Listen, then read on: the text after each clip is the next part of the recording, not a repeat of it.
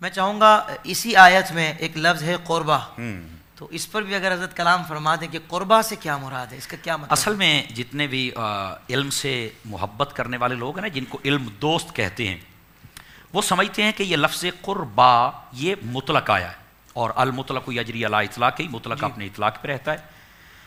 اس قربہ کا اگر ابتدائی معنی دیکھا جائے تو معنی ہے قریبی، بالکل ٹھیک ہے، ٹھیک ہے۔ اچھا، اس قریبی میں ہمارا جتنا مسئلہ ہے وہ سارا قرآن اور حدیث یعنی اللہ نے بھی اور اللہ کے حبیب نے حل فرما دیا ہے۔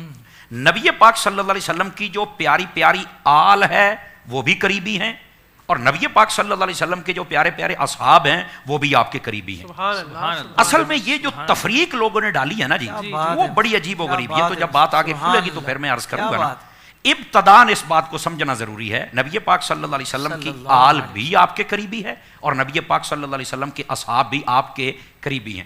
اب الجھن لوگ پیدا کرتے ہیں، بڑی عجیب و غریب۔ آگے چل کے جب ہوگے تو آپ مجھے بتائیے گا، اگر کوئی آ جائے تو میں عرض کر دوں گا۔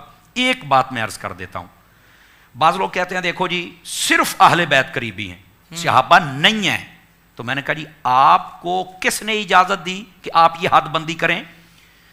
جی دیکھیں جی، اللہم صلی علی محمد وعلی آل محمد، نماز میں آل ساتھ یا اصحاب تو ہیں ہی نہیں، تو میں نے کہا تحیات میں وعلی عباد اللہ الصالحین کا ترجمہ بتاؤ۔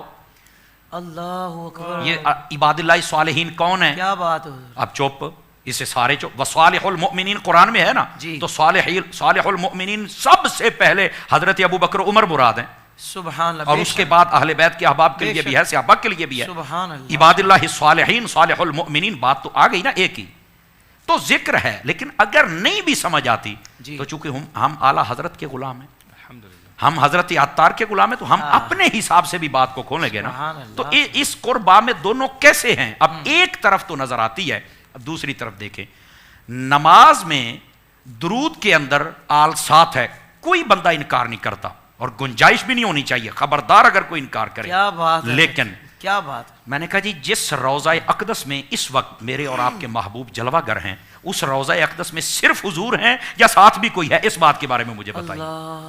کہا اس میں تو حضرت ابو بکر بھی ہیں اور حضرت عمر بھی ہیں، تو میں نے کہا بتاؤ اصحاب ساتھ ہیں کہ نہیں ہیں؟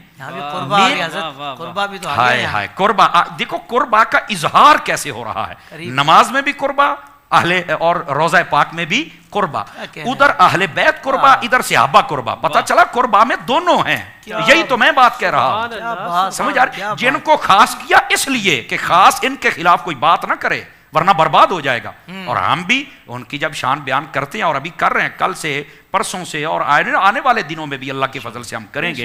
لیکن کہنے کا مقصد یہ ہے کہ آنکھیں کھولنی چاہیے۔ نبی پاک صلی اللہ علیہ وسلم نے اپنی آل پاک کو بھی قریب رکھا اور اصحاب کو بھی۔ اچھا، لطف کی بات دیکھیے، آل کو ایسے قریب رکھا کہ قیامت تک کے لیے کوئی جدا نہیں کر سکتا، اصحاب کو ایسے رکھا کہ قیامت تک کے لیے کوئی جدا نہیں کر سکتا۔